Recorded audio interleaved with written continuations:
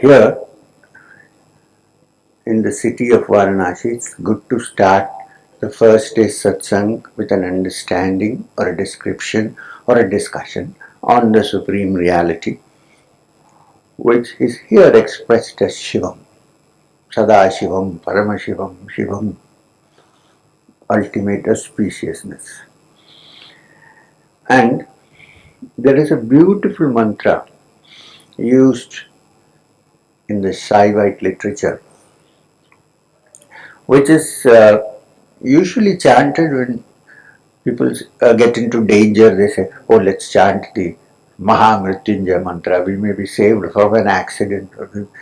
Well, I know somebody was chanting the Maha Mrityunjaya and got hit by a car. So anyway, so why? Because it's called Maha Mrityunjaya, that which saves you from death. So there are two things. What is death? And can one be saved from death? That is the question. From physical death, nobody can be saved. Today or tomorrow. It happens. You escape today, but tomorrow it has to come. So there must be some other meaning to that. What is the Maha Mrityunjaya mantra? Om Tryambakam yajāmahe, sugandhiṃ puṣṭi-vardhanam, urvārukam bandhanān, mṛtyor, mukṣīya mṛtāt. So you say, oh, so moksha from mṛtyu. Just a minute. First, Om, the Pranava. If you understand the Pranava, Om, then you can understand the rest of the mantra. What is this Om? Which all the Upanishads say chant. Even the Sankhya say chant, who don't believe in any creator God. Patanjali in his Yoga Sutras says chant Om. What is the sound? Is it the name of something or is it a sound? It's a pure sound. It has no denominations. Well, it happens to be in a language which was ancient, in which the rishis taught many things. But the sound of Om is just a sound, it's a pure sound. And this Om has been described very beautifully in an Upanishad which is called the Mandukya Upanishad.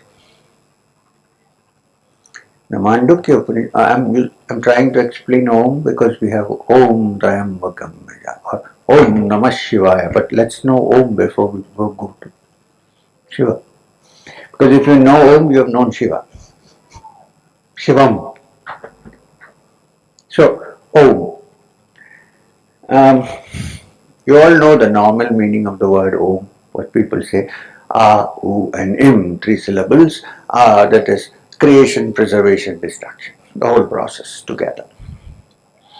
The Mandukya describes Om in a completely different way. It says, Om, which is divided into 3 syllables of A, U and Im. The first syllable, A, represents the waking state of consciousness in which all human beings are when you are awake.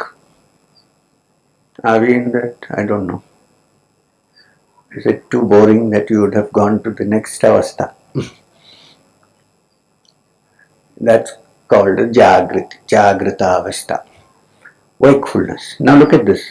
Wakefulness is common to all human beings. You can be small, big, man, woman, anybody. But wakefulness is there for all of us. It's a common factor. Because your name belongs to something else, some other religion, you will still awake, right? It's a common state for all human beings. Wakefulness. Whether you are a woman or a man or a woman with menses, you're not allowed to go near God. Then also. Stupid thing actually. Anyway, so everyone, common factor is wakefulness. Then that's a. And then what's U? U, the sound in the middle, represents the dream state. And we all know what dreams are. Common factor. Both night dreams, as many of us have a lot of day dreams also. So dreaming is well known to us. And it's a common factor for all human beings, no matter which party you belong to. I'm sorry, why are we discussing that? Dream state. Now, in dream state, I'm describing the Om, so please listen carefully. Dream state is a very peculiar state. When we dream, our eyes are closed, right? We are in darkness. But the dreams are always lit up, illumined. So the dream state, which is Sapnavastha, is also called the Tejasa, which means that which is lit automatically, spontaneously. And in the dream state, it's very interesting to note that when you dream, the dream is so real that you won't believe you're dreaming. When you wake up, you would say, this was a dream. If a tiger chases you, what happens? You run for your life. And then you wake up, and you're still looking, and there's no tiger, it's gone. Then you say, that was a dream. It's so real that your heart is still thumping. You might be breathing hard. This is the dream state, common to all. In this case, there's a very interesting story that the great King Janaka, who was the father of Sita, once had a dream that he had become a beggar.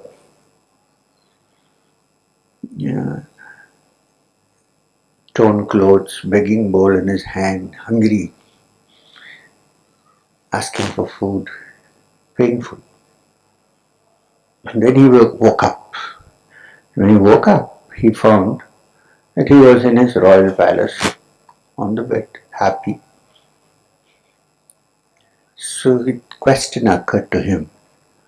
What if this dream had stretched for a long time? Would I have been a beggar? Now I'm a king, of course, but which is the real one? Because there it was so real. Am I really a beggar, or am I really a king? So when the great sage Yajamahe, who was his guru, came, he asked him, please explain to me, sir, am I a beggar or am I a king? And then the whole description of Yajamahe, who says, well, neither this is real nor that is real, because both are changing. When you're in a dream, the waking state is unreal. When you're in so-called waking state, then the dream state is unreal. So they are relatively real, but therefore they can be absolutely not real. Have to be unreal. But please remember that in both states, somebody was watching. That watcher is real, the witness.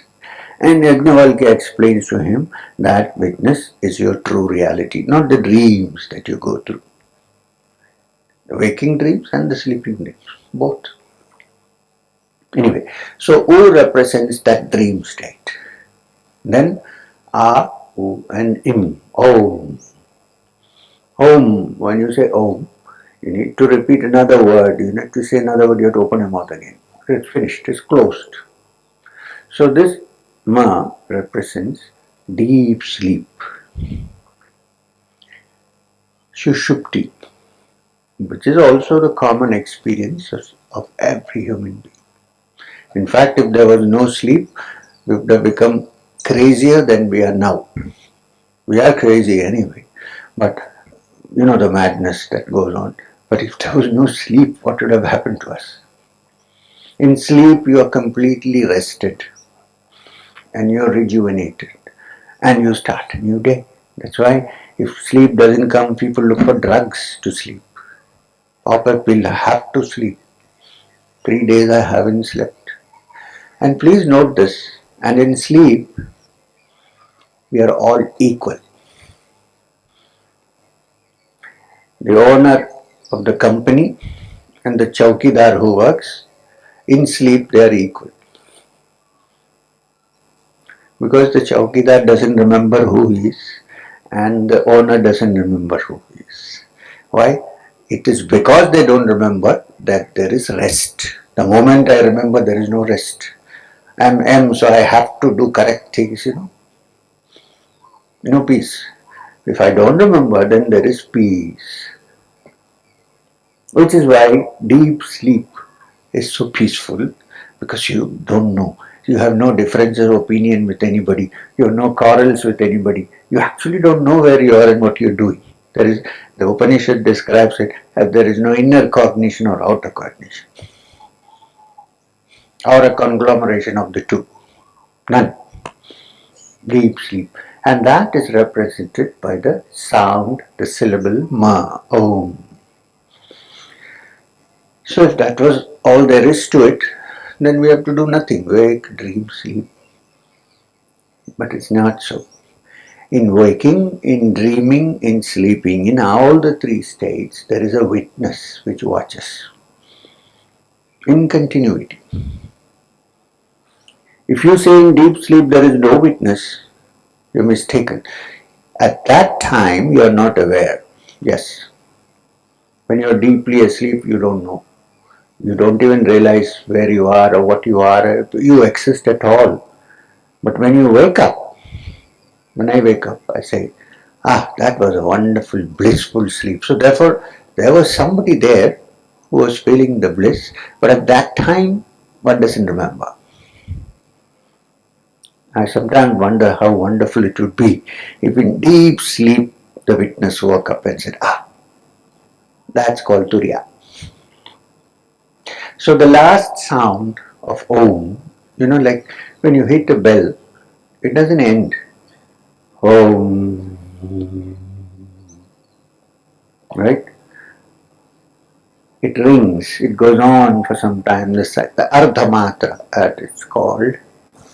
That Ardhamatra you'll see when you write Om with a little Chandrakala on top and a dot, that is the silent continuation of the inner witness, which is a witness of all the three states, and that witness, that state is called Turiya. It's present in all the three states, but it has nothing to do with the states. It's a pure Sakshi, witness. So, you say, what is the meaning of all this now? The good news is, in reality, we are that witness. Every one of us. Even if you want, you can't escape from it. We are that witness which is the essence of being in all of us. So this is Om.